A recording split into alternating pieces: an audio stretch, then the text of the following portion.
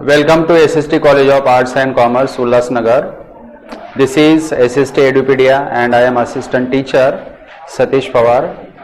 Today we are going to start one of the chapter from economics, that is public finance in India.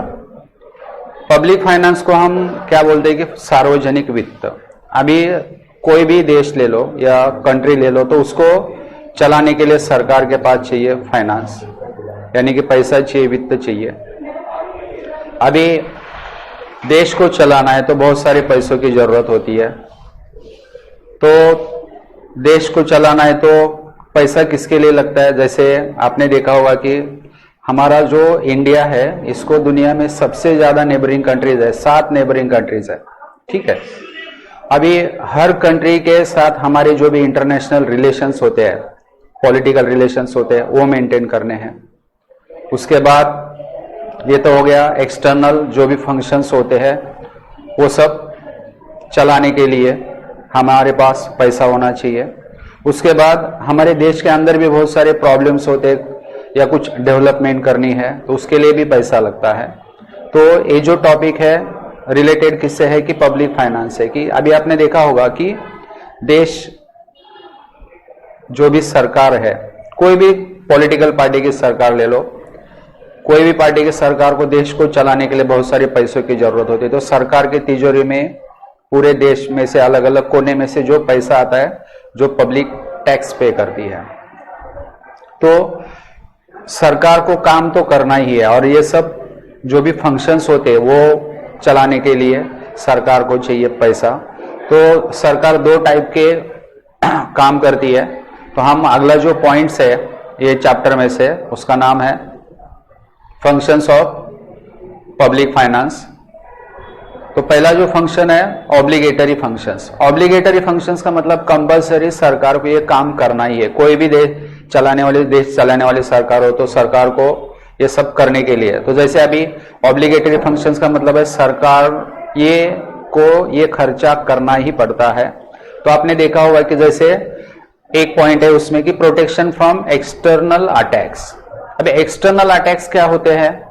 तो जैसे बोले कि बाहर के जो भी शक्तियां होती है उनको देश वो जो अटैक करने वाले, तो हमारे देश को बचाने के लिए हमारे जो डिफेंस है, जैसे एयरफोर्स है, नेवी है, आर्मी है, तो ये सब के ऊपर यानी कि डिफेंस के ऊपर भी बहुत सारा खर्चा हमें करना पड़ता है। तो एक ऑब्लिगेटरी फंक्शन है कि सरकार को ये काम करना है, सरकार ना नहीं बोल सकती है। सेकेंड है maintaining internal law and order. अभी maintaining internal law and order क्या है? देश के हमारे जो इंटरनल जो भी सिचुएशन है उसको अगर नॉर्मल रखने के लिए सरकार को बहुत खर्चा करना पड़ता है।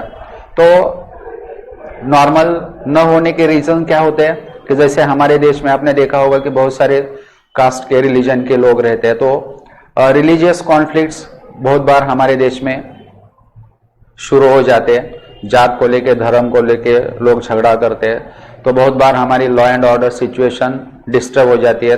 और आपने देखा होगा अगर किसी 2 स्टेट के बीच में किसी नदी के पानी के बंटवारे को लेके या किसी एरिया को लेके, जैसे एग्जांपल के तौर पे हम लेते हैं कि बेलगांव जो इशू है कर्नाटक और महाराष्ट्र के बीच में है, तो ऐसी सिचुएशन में सेंट्रल गवर्नमेंट ये दोनों स्टेट के बीच में इंटरफेयर करती है और वो जो भी रीजनल कॉन्फ्लिक्ट्स है वो सॉल्व करने की कोशिश करते हैं। तो बहुत बार आपको मालूम है कि ये सीआरपीएफ होती है, एसआरपीएफ होती है, इनको सबको सेंट्रल गवर्नमेंट पर्टिकुलर स्टेट में भेजती है। तो ये दोनों जो फंक्शंस है स्पेशली, जैसे कि एक्सटर्नल अटैक्स और internal law and order maintain करने के लिए सरकार को बहुत सारे डिफेंस के ऊपर वेपन्स खरीदने हैं, ठीक है। तो इसके लिए बहुत सारा पैसा लगता है। तो ये कंपल्सरी सरकार को करना ही है। तो ये काम करने के लिए सरकार के पास चाहिए पैसा। दूसरा जो फंक्शन है उसको हम बोलते हैं ऑप्शनल फंक्शंस।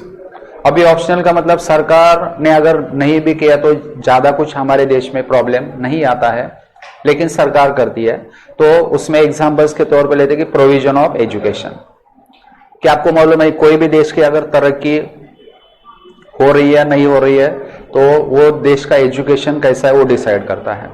तो सरकार को, आपको पता है कि सरकार को एजुकेशन सेक्टर में से इनकम ज्यादा नहीं है, बट सरकार को एजुकेशन के ऊपर खर्चा करना पड़ता है। अभी आपने देखा होगा कि कोरोना पेंडेमिक में हमारे देश में ऑक्सीजन न मिलने की वजह से बहुत सारे लोगों की जानें गई। तो सरकार अभी क्या कर रही है, जैसे अपना हेल्थ सेक्टर है, हेल्थ सेक्टर के ऊपर भी काम कर रही है। अभी जैसे पब्लिक हेल्थ सेंटर्स होते हैं या गवर्नमेंट हॉस्पिटल्स होते हैं, सिविल हॉस्पिटल्स होते हैं, वो रन करने के लिए, वो चलाने के लिए सरकार को बहुत सारे फंड की, पैसे की जरूरत होती है। उसके बाद सोशल सिक्योरिटीज होती है, जैसे पब्लिक प्लेसेस है वहाँ की सिक्योरिटी, जैसे रिलीजियस प्लेसेस है, हिस्टोरिकल प्लेसेस है, आर्कियोलॉजिकल प्लेसेस है, उनको उनके देखरेख के लिए या उनकी सिक्योरिटी के लिए भी बहुत सारा फंड की जरूरत होती है। उसके बाद जो भी हमारे डिफेंस के नौजवान होते हैं या पब्लिक सेक्टर के बहुत सारे जवान, पब्लिक सेक्टर के बहुत सारे रिटायर्ड पर्सन्स होते हैं, उनको पेंशन देनी पड़ती है। तो पेंशन के ऊपर भी बहुत सारा सरकार को खर्चा करना पड़ता है। और उसके बाद वेलफेयर मेजर्स, तो जैसे हमें कि कल्याणकारी राज्य निर्माण करना है तो सरकार को बहुत सारे वेलफेयर स्कीम्स लॉन्च करनी पड़ती है और उसके ऊपर भी खर्चा होता है। तो हमने अभी देखा कि ऑब्लिगेटरी फंक्शंस और ऑप्शनल फंक्शंस, ये दो फंक्शंस है। उसके बाद हम नेक्स्ट पॉइंट देखते हैं, difference between public finance and private finance. अभी पहले तो ये जान लो कि पब्लिक सेक्टर और प्राइवेट सेक्टर में क्या डिफरेंस है। पब्लिक यानी कि सरकार, पब्लिक यानी कि क्या, सार्वजनिक वित्त, और प्राइवेट को हमको क्या बोलेंगे, खाजगी वित्त बोलेंगे। तो पहला पॉइंट हम देखते हैं कि ऑब्जेक्टिव्स, यानी कि पब्लिक सेक्टर के क्या ऑब्जेक्टिव्स है, पब्लिक फाइनेंस के क्या ऑब्जेक्टिव्स है, प्राइवेट फाइनेंस के क्या ऑब्जेक्टिव्स है। तो पब्लिक जो फाइनेंस होता है उसका मेन जो ऑब्जेक्ट है, to offer maximum social advantages to the society, यानी कि पब्लिक जो फाइनेंस है वो सोशल एडवांटेजेस के ऊपर ज्यादा फोकस करती है, ना कि प्राइवेट इंटरेस्ट के ऊपर। उसके बराबर अपोजिट प्राइवेट फाइनेंस का होता है। प्राइवेट फाइनेंस का जो ऑब्जेक्टिव है, to fulfil private interest, this is the objective of private finance. अभी हम सेकेंड पॉइंट देखते हैं, determination of expenditure. Public finance, government first determines the volume and different ways of its expenditure, यानी कि सरकार पहले, सेंट्रल गवर्नमेंट ये पहले देखते है कि सरकार की तिजोरी में जो पैसा आ रहा है उसको, वो कितना है, किसके ऊपर खर्चा करना है, तो वो पहले डिसाइड करती है। तो सेम प्राइवेट फाइनेंस में क्या आता है, an individual considers his income and then determines the volume of expenditure। उसके बाद हम थर्ड पॉइंट देखते हैं, क्रेडिट स्टेटस। आपने देखा होगा कि पब्लिक फाइनेंस और प्राइवेट फाइनेंस, ये जो दो मेजर फाइनेंस सेक्टर है, उसमें सबसे ज्यादा क्रेडिट कौन से फाइनेंस को है, तो उसका आंसर है पब्लिक फाइनेंस। यानी कि हम देखते हैं कि high degree of credit in the market, and private finance, credit of a private individual is limited. तो हम दूसरे वर्ड्स में, शब्दों में कह सकते हैं कि public finance has unlimited credit status in the market and private finance is limited credit in the market. उसके बाद हम नेक्स्ट पॉइंट देखते हैं, राइट टू प्रिंट करेंसी। अभी आपको ये देखना है कि पब्लिक फाइनेंस या पब्लिक सेक्टर और प्राइवेट सेक्टर, पब्लिक फाइनेंस और प्राइवेट फाइनेंस में पैसा प्रिंट करने की पावर, राइट किसको होता है, तो उसका आंसर है the government can print notes through reserve bank of India. आपने देखा होगा कि हर देश की एक बैंक होती है, तो हमारे देश की जो बैंक है जिसको हम अपेक्स बैंक बोलते हैं, वो है रिजर्व बैंक ऑफ इंडिया, ठीक है, और उसका हेडक्वार्टर मुंबई में। पूरे देश में, हमारे देश में, भारत में एक ही बैंक है कि जिसको पावर है, राइट है कि वो करेंसी जनरेट कर सकती है, प्रिंट कर सकती है, वो है RBI, reserve bank of India. It is bankers bank, apex bank. तो क्या यही राइट प्राइवेट फाइनेंस को है क्या, तो उसका आंसर है नहीं है। तो private individual does not enjoy such rights, मतलब प्राइवेट फाइनेंस को पावर नहीं है, राइट नहीं है कि वो करेंसी जनरेट कर सकता है, प्रिंट कर सकता है। उसके बाद हम नेक्स्ट पॉइंट देखते हैं कि दोनों में क्या डिफरेंस है। इलास्टिसिटी ऑफ फाइनेंस, ठीक है, public finance is more elastic as compare to private finance. Then next point है इफेक्ट्स ऑन इकोनॉमी। तो आपने देखा होगा कि हमारे देश की जो इकोनॉमी है मिक्स इकोनॉमी है। मतलब मिक्स इकोनॉमी का मतलब क्या है, equal weightage to private sector and public sector, आधा आधा, मतलब 50-50%। That's why India's economy is called as mix economy. तो आपने देखा होगा कि हमारे देश के जो इकोनॉमिक है, इकोनॉमिक डेवलपमेंट है, उसके ऊपर ये दोनों फाइनेंस में से सबसे ज्यादा डिफरेंट इम्पैक्ट कौन से फाइनेंस का होता है, तो उसका आंसर है पब्लिक फाइनेंस, ठीक है। Means tremendous impact on the economy of country. Then private finance has marginal effects on the national economy. तो हमने ये देखा कि ये दो मेजर डिफरेंस है। तो इन शॉर्ट बता सकते हैं कि पब्लिक फाइनेंस को मार्केट में ज्यादा क्रेडिट है, उसके बाद करेंसी जनरेट कर सकता है, और ये सब जो राइट्स है प्राइवेट फाइनेंस को नहीं है। देन नेक्स्ट हम देखते हैं, नेक्स्ट स्लाइड्स, ठीक है। अभी स्ट्रक्चर क्या है, ये जो हम अभी ये टॉपिक जो है इसका स्ट्रक्चर क्या है कि सरकार की तिजोरी में जो पैसा आता है तो कैसे कहां से आता है। तो आपको बोलो कि इंडस्ट्रियलिस्ट हो गए, बड़े बड़े बिजनेसमैन हो गए, या सर्विस वाले हो गए, कि वो टैक्स पे करते हैं और वही सरकार की तिजोरी में आता है। मतलब पैसे आने के और जाने के सोर्सेस सरकार के क्या क्या होते हैं। तो नेक्स्ट जो पॉइंट है हम देखते हैं कि स्ट्रक्चर ऑफ पब्लिक फाइनेंस, ठीक है। तो इसमें क्या क्या इंपॉर्टेंट है, public expenditure, public revenue, then public debt, fiscal policy, then financial administration. तो हम अभी एक एक पढ़ते हैं, ठीक है। पब्लिक एक्सपेंडिचर यानी कि सरकार का किसके किसके ऊपर खर्चा हो रहा है, डिफेंस के ऊपर हो रहा है, सैलरीज के ऊपर हो गया, जो भी सरकार के गवर्नमेंट सेक्टर में जो भी काम करने वाले एम्प्लॉयज होते हैं उनके ऊपर भी सरकार को बहुत सारे एज ए मतलब पेंशन देनी है, उसके बाद सैलरीज है, उसके बाद एडमिनिस्ट्रेटिव एक्सपेंडिचर है, उसके ऊपर बहुत सारा खर्चा करना पड़ता है। उसके बाद सेकंड जो सोर्स है और स्ट्रक्चर में सेकंड जो पॉइंट है पब्लिक रिवेन्यू, यानी कि सरकार की तिजोरी में जो भी पैसा आता है तो कहां से आता है, तो सरकार बहुत सारे लोगों के ऊपर लोगों से टैक्स लेती है।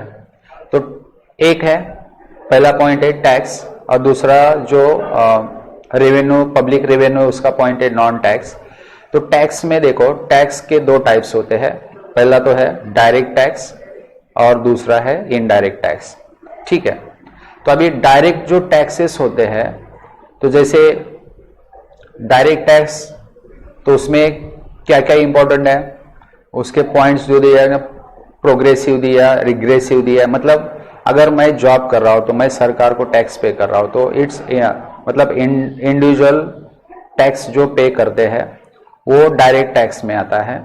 उसके बाद आपको मालूम है हम जब किसी डीमार्ट में जाते हैं या कोई खरीदते हैं तो उसके ऊपर, या पेट्रोल परचेस करते हैं या सिलेंडर पर खरीदते हैं तो उसके ऊपर हमें जीएसटी देना पड़ता है, तो वो इनडायरेक्ट टैक्स का एग्जाम्पल है। उसके बाद अगर कोई बड़े बड़े बिजनेसमैन होते हैं तो बहुत सारे बिजनेसमैन का या इंडस्ट्रियलिस्ट का जो रॉ मटेरियल होता है तो बाहर के देशों से आता है, मतलब many industrialist importing raw material from other countries. तो सरकार क्या करती है, उनके ऊपर भी कस्टम टैक्सेस लगाती है, तो वो भी किसका एग्जाम्पल है, इनडायरेक्ट टैक्स का है। तो उसके बाद देखो पब्लिक एक्सपेंडिचर के एग्जाम्पल्स क्या है, रेवेन्यू एक्सपेंडिचर है, उसके बाद कैपिटल एक्सपेंडिचर है, डेवलपमेंट एक्सपेंडिचर है और नॉन डेवलपमेंट एक्सपेंडिचर है। उसके बाद सरकार की तिजोरी में एक तो टैक्स से पैसा आ रहा है और कुछ ऐसा सोर्स है कि जिसके जरिए भी सरकार की तिजोरी में पैसा आता है, तो उसका आंसर है यस। बहुत सारे नॉन टैक्सेस होते हैं जो हमें पे करने पड़ते हैं। तो आपने देखा होगा सेंट्रल गवर्नमेंट बहुत सारे एग्जाम्स कंडक्ट करती है और वो एग्जाम की फीस जो भी एग्जाम देने वाले स्टूडेंट होते हैं उनको पे करनी पड़ती है। तो वो एग्जाम फी एक एग्जाम्पल है नॉन टैक्स का। दूसरा एग्जाम्पल है prices of public goods and services. तो बहुत सारे सरकारी जो कंपनीज होती है जहां से बहुत सारे गुड्स का प्रोडक्शन होता है और वो मार्केट में सेल होता है, तो वहाँ से भी सरकार को कुछ पैसे मिलते हैं। उसके बाद स्पेशल असेसमेंट है, फाइन्स एंड पेनल्टीज होती है। तो आपने देखा होगा कि जैसे हम सरकारी सेक्टर, वैसे अभी आपने देखा होगा कि पब्लिक ट्रांसपोर्टेशन सेक्टर है, अगर आप इलीगली ट्रैफिक के रूल्स रेगुलेशंस फॉलो नहीं कर रहे हो तो सरकार आपको पकड़ के आपके ऊपर फाइन मारते, तो फाइन का जो पैसा है वो भी सरकार के तिजोरी में जाता है। तो वो एग्जाम्पल किसका है? पब्लिक रेवेन्यू में नॉन टैक्स में से सरकार को पैसा मिल रहा है। उसके बाद स्पेशल लेवी है, उसके बाद बोरोइंग्स है, ये सब एग्जाम्पल्स है नॉन टैक्स के। उसके बाद है पब्लिक डेट्स, इसमें इंटरनल और एक्सटर्नल, ठीक है। अभी सरकार के तिजोरी में जितना पैसा आ रहा है उतने से सरकार, मतलब सरकार के पास आने के सोर्सेस कम है, खर्चा होने के सोर्सेस ज्यादा है। तो सरकार हमेशा, सरकार जो बजट होता है वो प्रॉब्लम में आता है। तो सरकार क्या करती है, बहुत सारे हमारे देश में जो बैंक्स होते हैं उनसे भी कर्जा लेती है। तो वो सब एग्जाम्पल किस में आएगा? इंटरनल, यानी कि सरकार किसी बैंक से सरकार अगर लोन लेती है तो इंटरनल और कर्जा हो गया। अभी आपको मालूम है जितना चाहिए सरकार को पैसा मिलना, तो हमारे देश के अंदर से जो भी बैंक्स होते हैं, बड़े बड़े कंपनीज होते हैं, उनसे इनफ नहीं होता है। तो सरकार को जैसे इंटरनेशनल लेवल पे IMF है, वर्ल्ड बैंक है, उनसे भी पैसा लेना पड़ता है। तो वो किस में जाएगा? एक्सटर्नल पब्लिक डेट में जाएगा, कि बाहर से भी हमें बहुत सारा कर्जा लोन लेना पड़ता है। फिस्कल पॉलिसी में क्या क्या एग्जाम्पल्स हम दे सकते हैं? पब्लिक एक्सपेंडिचर है, पब्लिक रिवेन्यू है, पब्लिक डेट्स है, तो ये भी सब एग्जाम्पल्स है। उसके बाद हम देखते हैं नेक्स्ट जो स्ट्रक्चर में आता है, इंपॉर्टेंट है, फाइनेंशियल एडमिनिस्ट्रेशन। तो उसके एग्जाम्पल्स क्या है? रिवेन्यू एक्सपेंडिचर है, day and debt policy for overall growth. तो ये सब स्ट्रक्चर है पब्लिक फाइनेंस का। उसके बाद हम नेक्स्ट देखते हैं, आपने देखा होगा कि हमारे देश की जो सरकार है उनका एक्सपेंडिचर दिन ब दिन बढ़ते ही जा रहा है, मतलब day by day government expenditure is increasing because of. तो किन कारणों की वजह से, क्या रीजन है कि हमारे देश में, जो भी बोलते हैं ना कि नेक्स्ट जो पॉइंट है, reason for the growth of public expenditure. तो पहला है increase in the activities of government. Government के जो भी activities, day to day activities होते हैं, वो कम नहीं हो रहे, बढ़ रहे। तो उसकी वजह से, जैसे बोलते हैं ना कि वो सब जैसे प्राइम मिनिस्टर की यहाँ वहां जाते हैं तो उसका खर्चा, मतलब एयर ट्रांसपोर्टेशन का, वो भी एक रीजन है कि ये जो बड़े बड़े एडमिनिस्ट्रेटिव ऑफिसेस होते हैं वो रन करने के लिए बहुत सारा खर्चा करना पड़ता है। उसके बाद सेकेंड रीजन इंपॉर्टेंट है, रैपिड इंक्रीज इन पॉपुलेशन। आपने देखा होगा कि एशियन कंट्रीज में पॉपुलेशन कॉन्सेंट्रेशन बहुत ज्यादा है, और इंडिया तो वर्ल्ड में चाइना के बाद सेकेंड रैंक पे पॉपुलेशन में। तो एक रीजन है कि पॉपुलेशन, हमारे देश की जनसंख्या दिन ब दिन बढ़ती रही है, और उसकी वजह से जो भी पॉपुलेशन का जो प्रेशर है वो किस पे आ रहा है? इंफ्रास्ट्रक्चर पे आ रहा है, हर सेक्टर पे आ रहा है। अनएम्प्लॉयमेंट जनरेट हो रही है, और मतलब जैसे पोल्यूशन बढ़ रहा है। उसके बाद अर्बनाइजेशन की वजह से भी पब्लिक एक्सपेंडिचर बढ़ रहा है। उसके बाद नेक्स्ट जो पॉइंट है, ग्रोइंग अर्बनाइजेशन। अभी आपने देखा होगा कि भारत जैसे डेवलपिंग कंट्रीज में माइग्रेशन का जो फ्लो है वो कैसे है कि रूरल टू अर्बन, और उसमें मेल माइग्रेशन बहुत ज्यादा होता है। रीजन क्या है? सीजनल अनएम्प्लॉयमेंट है, एग्रीकल्चर, हमारे देश में जो, हमारे देश की जो इकोनॉमी है एग्रीकल्चर के ऊपर है, और एग्रीकल्चर नेचर के ऊपर डिपेंड्स है। तो मेल माइग्रेशन बहुत ज्यादा हमारे देश में होता है अर्बन एरिया की तरफ। तो आपने देखा होगा कि रूरल टू अर्बन, ये जो टाइप है माइग्रेशन का, ये बहुत ज्यादा हमारे देश में देखने को मिलता है। मतलब जैसे नॉर्थ के मुंबई की तरफ आ रहे, साउथ के मुंबई की तरफ आ रहे, फिर बहुत सारे कोलकाता की तरफ जा रहे, विशाखापट्टनम जा रहे, कानपुर जा रहे, लखनऊ जा रहे।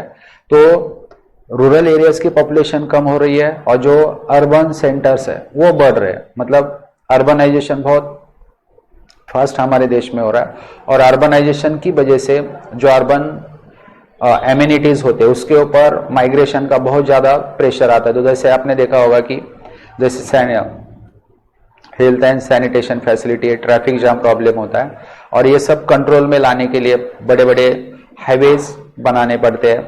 तो ये सब की वजह से भी सरकार का जो भी खर्चा है वो दिन बे दिन बढ़ते ही रहा है। हम नेक्स्ट पॉइंट देखते हैं, difference between internal and external debt. अभी सरकार इतना बड़ा देश है, जैसे India is seventh area wise seventh largest country है और सेकेंड पॉपुलेटेड कंट्री है, और हमारे देश में पॉपुलेशन ग्रोथ और उसका कॉन्सेंट्रेशन भी इक्वल नहीं है। तो आपने देखा होगा कि उत्तर प्रदेश, बिहार और महाराष्ट्र ये हाईली पॉपुलेटेड स्टेट है, और महाराष्ट्र पॉपुलेशन में थर्ड पोजीशन में है, उत्तर प्रदेश फर्स्ट पोजीशन में, बिहार सेकेंड पोजीशन में। तो ये सब देश की पॉपुलेशन आबादी बढ़ने की वजह से जो भी इंफ्रास्ट्रक्चर है उसके ऊपर बहुत ज़्यादा अननेसेसरी प्रेशर आ रहा है, और वो सब प्रॉब्लम सॉल्व करने के लिए हमें पैसे की ज़रूरत होती है। तो सरकार को बहुत सारा कर्जा लेना पड़ता है, हर साल सरकार को कर्जा लेना ही पड़ता है। तो जो सरकार कर्जा लेती है, मतलब हमारे देश के अंदर जो भी बैंक्स होते हैं उनसे भी लेती है, बड़े बड़े इंडस्ट्रियलिस्ट होते हैं उनसे भी लेती है, लेकिन वो भी इनफ नहीं है। मतलब जितना सरकार को पैसा चाहिए उतना इंटरनल जो भी सोर्सेस है उससे नहीं आता है। तो फिर सरकार इंटरनेशनल लेवल पे जाती है, तो हम उसको बोलते हैं कि एक्सटर्नल डेट्स। ठीक है, तो इंटरनल डेट्स और डेट्स मतलब कर्जा और एक्सटर्नल डेट, इसमें क्या फर्क है? तो पहला पॉइंट है rise within the economy. हमारे देश की जो इकोनॉमी है उसको बढ़ाने के लिए बहुत सारे कर्जे लेने पड़ते हैं अलग अलग बैंक से। एक्सटर्नल डेट सरकार क्यों लेती है? तो हमारे देश की जो इकोनॉमी है इंटरनेशनल लेवल पे उसको ग्रोथ करने के लिए, ग्रो करने के लिए, बड़ी करने के लिए सरकार को बाहर के देशों से भी बहुत सारा लोन लेना पड़ता है। उसके बाद नेक्स्ट डिफरेंस है वॉलंटरी और कंपल्सरी इन नेचर। मतलब इंटरनल जो डेट्स होते हैं वो वॉलंटरी और कंपल्सरी होते हैं, लेकिन एक्सटर्नल जो होते हैं वो वॉलंटरी नेचर के हिसाब से देखेंगे तो वॉलंटरी होते हैं। उसके बाद जो मेन डिफरेंस है, इंटरनल डेट सरकार लेती है तो उसका यूज मतलब डोमेस्टिक करेंसी का यूज इसमें होता है, और एक्सटर्नल डेट्स में यूज ऑफ फॉरेन करेंसी, मतलब एक्सटर्नल जो डेट होता है वो फॉरेन करेंसी उसमें आ जाता है। उसके बाद जो मेन डिफरेंस है लेस कॉम्प्लेक्स फॉर मैनेजमेंट। मतलब सरकार अगर इंटरनल डेट्स में सरकार किसी बैंक से अगर लोन लेती है तो वो मैनेज करना ज़्यादा कॉम्प्लेक्स नहीं होता है, मतलब ज़्यादा कॉम्प्लिकेटेड नहीं होता है। बट एक्सटर्नल जो डेट्स होता है वो मैनेज करना बहुत कॉम्प्लिकेटेड होता है। उसके बाद हम देखते हैं नेक्स्ट पॉइंट, अभी बजट होता है तो बजट के भी दो टाइप्स होते हैं, रेवेन्यू बजट और कैपिटल बजट। तो ये these are the two major types of budgets. तो पहला जो पॉइंट है रेवेन्यू बजट किसको बोलते हैं? Yes, it consist of revenue receipts and revenue expenditure of the government. Revenue receipts are divided into tax and non tax revenue. मतलब ये जो रेवेन्यू रिसीट्स होते हैं उसको दो पार्ट में डिवाइड किया जाता है, एक तो टैक्स और दूसरा है non tax revenue. Revenue expenditure comprises of interest paid on government borrowings, subsidies and grants given to the state government. यानी हमारे देश में जैसे 28 स्टेट है, उसको चलाने के लिए, उस पर्टिकुलर स्टेट को चलाने के लिए स्टेट गवर्नमेंट बहुत सारा पैसा सेंट्रल गवर्नमेंट से लेती है, और इसके लिए भी सरकार के पास पैसा होना बहुत इंपॉर्टेंट है। सेकेंड है कैपिटल बजट।